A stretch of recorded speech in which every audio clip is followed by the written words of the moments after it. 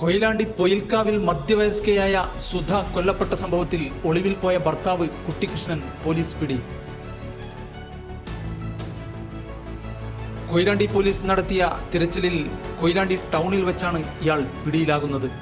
ഇന്ന് രാവിലെയാണ് പൊയിൽക്കാവ് 4 സെന്റ് കോളനിയിലെ നിർമ്മാണത്തിലിരിക്കുന്ന വീടിന് സമീപത്തെ താൽക്കാലിക ഷെഡിൽ സുധയെ വെട്ടേറ്റ് രക്തത്തിൽ കുളിച്ച നിലയിൽ കണ്ടെത്തിയത്.